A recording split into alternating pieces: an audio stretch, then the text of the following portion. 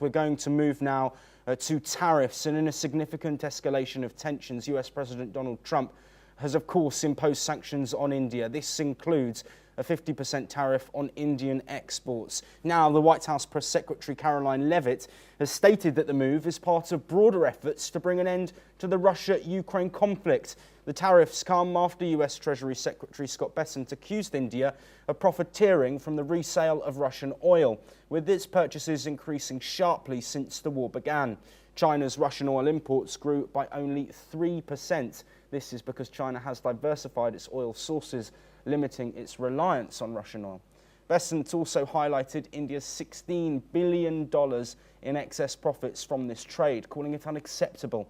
India has labelled the tariffs as unjustified, adding to the ongoing strain in US-India relations. Well, Gautam, thank you for joining us on this topic. Of course, there is a significant action that has been taken by the US, and now a justification from the White House saying that India has been singled out so far, the only country to face any further tariffs for purchasing Russian oil, because it will help end the war between Russia and Ukraine. Has India been made a scapegoat here? I don't think they can make us scapegoats. They can put their tariffs, but it is an unjustified and bizarre reasoning. We are going to buy Russian oil if it suits us, and there is absolutely nothing that America can do about it.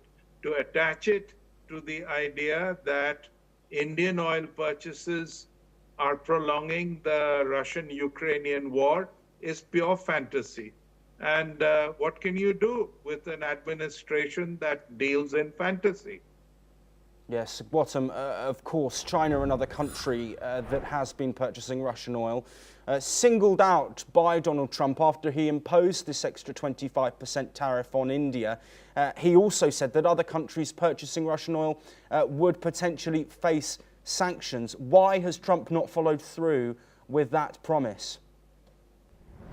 Well, when it comes to China, America is dependent on China for many vital imports and is in no position to sanction China because China immediately retaliates, and that is very damaging to US industry and strategic interests, including things like critical minerals, chips, and the like.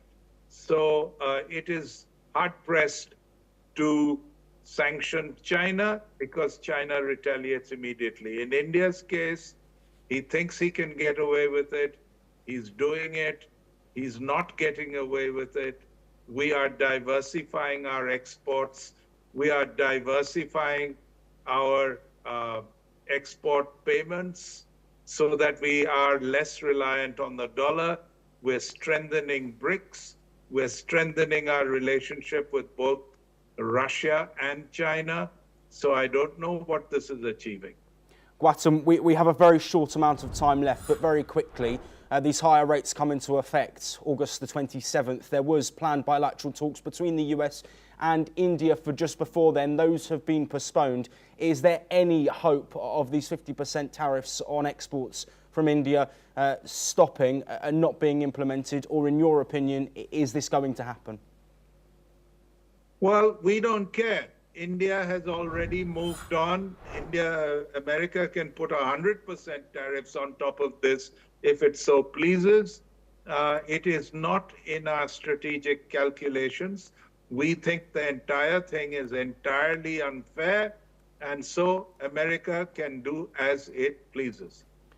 Gautam Mukherjee, thank you as always for joining us and providing insights on both of those topics. Of course, all eyes on that 27th of August date and any comments or reactions that will come ahead of that. Let's now move, though, to the Middle East, and Australia have lashed out as